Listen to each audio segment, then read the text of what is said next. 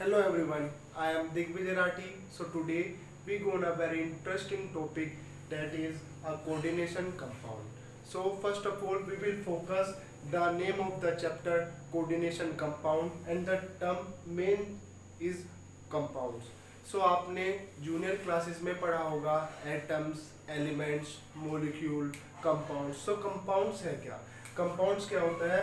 कोई element plus element कोई मिलते हैं तो वो दोनों क्या बना लेते हैं, हमारा कंपाउंड्स बना लेते हैं. ठीक है, तो जैसे हम कोई एग्जांपल लेंगे, जैसे छोटा सा एग्जांपल लेते हैं, कोई कार्बन, ऑक्सीजन, ये दोनों कंबाइन होंगे और क्या फॉर्म कर लेंगे, हमारा CO2 ले लेंगे. अनदर एग्जांपल हम लेते हैं जैसे कि सोडियम, इधर हमने ले लिया क्लोरीन, तो ये दोनों क्या कंपाउंड बनाएंगे, सोडियम क्लोराइड, NaCl बन गया.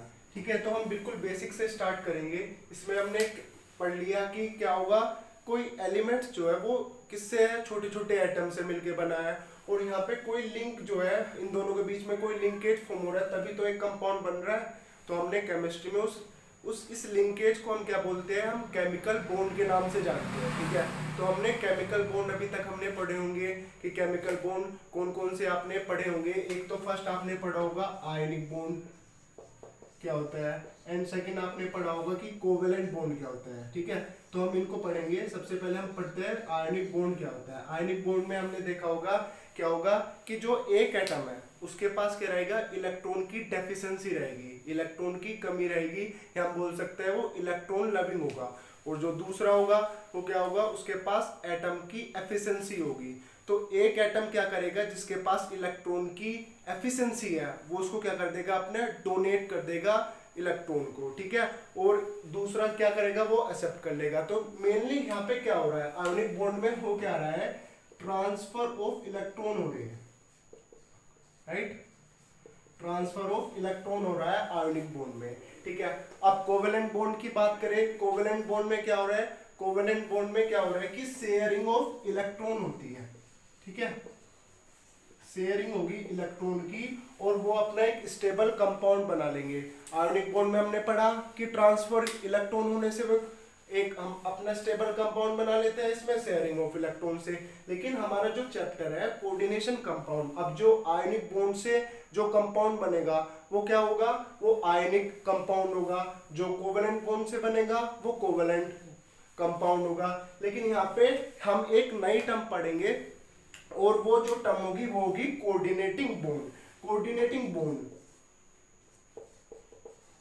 ये क्या होगी, हमारी कोऑर्डिनेटिंग बॉन्ड, जो हमारा किसको बनाती है, कोऑर्डिनेशन कंपाउंड को. तो कोऑर्डिनेटिंग बॉन्ड में क्या होता है, हम एग्जांपल लेते हैं जैसे कि कोई टू स्पीसीज है. ठीक है, इसमें ना तो म्यूचुअली शेयरिंग होगा. हम एग्जांपल से लेट करते हैं, जैसे कि कोई एक स्पीसीज है ए, ठीक है, और कोई दूसरी स्पीसीज है बी. अब ये बी के पास क्या है, इलेक्ट्रॉन की एफिशिएंसी है. ठीक है, इलेक्ट्रॉन पेयर है, और आप जानते हो कि जिसके पास इलेक्ट्रॉन की एफिशिएंसी होती है वो ये क्या होता है, उसके पास लोन पेयर है. ठीक है, यहाँ पे इसके पास लोन पेयर है, और इसके पास क्या है, इलेक्ट्रॉन की डेफिशिएंसी बोल सकते हैं. ठीक है, अब ये क्या होगा, यहाँ पे इसमें जब ये बॉन्ड फॉर्म होगा, तो जिसके पास इलेक्ट्रॉन की एफिशिएंसी होगी, ठीक है, इसमें ये क्या करेगा, वन जो स्पीसीज है वो शेयर करेगी, इलेक्ट्रॉन पेयर कंट्रीब्यूट करती है इस जिसके पास कमी होती है. इस तरीके से यहाँ पे हम यहाँ पे जो रिप्रेजेंट होते हैं ना, इस तरीके से ये बॉन्ड हमारा रिप्रेजेंट होगा. वन स्पीसीज कंट्रीब्यूट से electron of their electron pair, इस वाले हम स्पीसीज को स्पीसीज शेयर करेगा इलेक्ट्रॉन, और यहाँ पे ये बॉन्ड फॉर्म हो जाएगा हमारा. ठीक है, हम इसे रिप्रेजेंट कैसे करते हैं, जैसे कोई ये डोनर स्पीसीज मान लेते हैं हम. ठीक है, और इसको हम इस साइन से दिखाएंगे, और यहाँ पे जो इलेक्ट्रॉन जिसके पास डेफिशिएंसी होगी, जो मतलब इलेक्ट्रॉन को ले रहा होगा, ठीक है, उसको इसकी तरफ ऐसे रिप्रेजेंट करेंगे. ये हमारा कोऑर्डिनेटिंग बॉन्ड को दिखा रहा है, कोऑर्डिनेटिंग कंपाउंड बन गया. ठीक है, तो इस चैप्टर में हम इस तरीके के कंपाउंड्स पढ़ेंगे. जैसे कोई हमें एक एग्जांपल ले लेते हैं, जैसे कि हमने अमोनिया लिया NH3. ठीक है, इसके पास आप जानते हो कि क्या होते हैं, लोन पेयर ऑफ इलेक्ट्रॉन होते हैं. और एक हमने दूसरा कंपाउंड लिया बोरोन ट्राइफ्लोराइड BF3. ठीक है, मतलब इसके पास इलेक्ट्रॉन की डेफिशिएंसी कैसे है, मतलब ये अपना ऑक्टेट पूरा नहीं कर पा रहा है इलेक्ट्रॉन से. तो अब ये क्या होगा, ये जब हम अपना मतलब बॉन्ड इनका जो फॉर्म होगा तो हम इसको कैसे रिप्रेजेंट करेंगे, ये BF3 है, यहाँ पे ये NH3 है और इसने इसके साथ बॉन्ड फॉर्म किया। इस तरीके के हम पूरे कोऑर्डिनेट कंपाउंड जो है हम इस चैप्टर में पढ़ेंगे। ठीक है, तो ये तो समझ में आ गया कि आयनिक में तो ट्रांसफर हो रहा था इलेक्ट्रॉन का, कोवेलेंट में शेयरिंग ऑफ इलेक्ट्रॉन हो रहा था, लेकिन हमने कोऑर्डिनेटिंग बॉन्ड में हमने इस तरीके की हमने बॉन्डिंग पढ़ी। तो ये हमारा हो गया कोऑर्डिनेशन कंपाउंड। अब सेकंड चीज जो मेन थिंग आती है कि what is the importance of coordination compound. ठीक है, या you might be thought that कि हम कोऑर्डिनेशन कंपाउंड को मतलब जानेंगे कैसे, या कोऑर्डिनेशन कंपाउंड को हम कैसे आइडेंटिफाई करेंगे। तो सबसे हम बेसिक जो एग्जांपल लेते हैं, या हम एवरीडे लाइफ में बहुत सारे कोऑर्डिनेशन कंपाउंड है, जैसे कि एक एग्जांपल लेते हैं हीमोग्लोबिन का। ठीक है, तो हीमोग्लोबिन में चलिए देखिए, हीमोग्लोबिन है, जैसे ये हीमोग्लोबिन है, आप जानते हैं हीमोग्लोबिन कहाँ प्रेजेंट होता है हमारे बॉडी में। ठीक है, ब्लड में। ठीक है, तो ब्लड में जो है हीमोग्लोबिन रेड पिगमेंट होता है, और जो हीमो जो वर्ड है ना, ये किससे मिलके बनता है, आयरन से, Fe। ठीक है, और Fe जो है ना, जो आयरन है, जो ये एलिमेंट जो है, ये एक क्या है, इसका कोऑर्डिनेशन कंपाउंड है, हीमोग्लोबिन आयरन का कोऑर्डिनेशन कंपाउंड है। सेकेंड अनदर एग्जांपल हम लेते हैं क्लोरोफिल।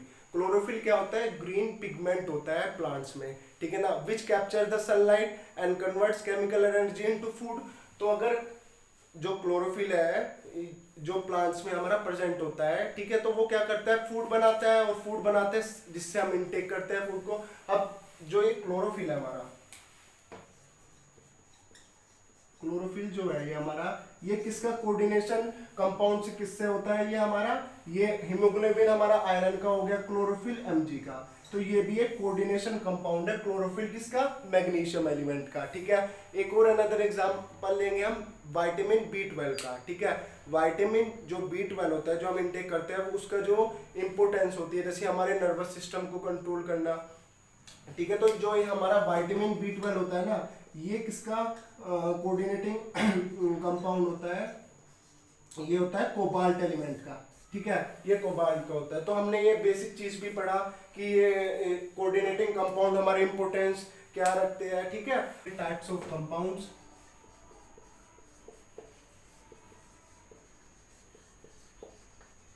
इसके अंदर हम पढ़ेंगे डबल सोल्ट, कॉम्प्लेक्स सोल्ट, फिर टाइप्स ऑफ कोऑर्डिनेशन कॉम्प्लेक्स पढ़ेंगे, जिसके अंदर कैटायनिक कॉम्प्लेक्स क्या होता है, एनायनिक कॉम्प्लेक्स क्या होता है, न्यूट्रल कॉम्प्लेक्स होते हैं।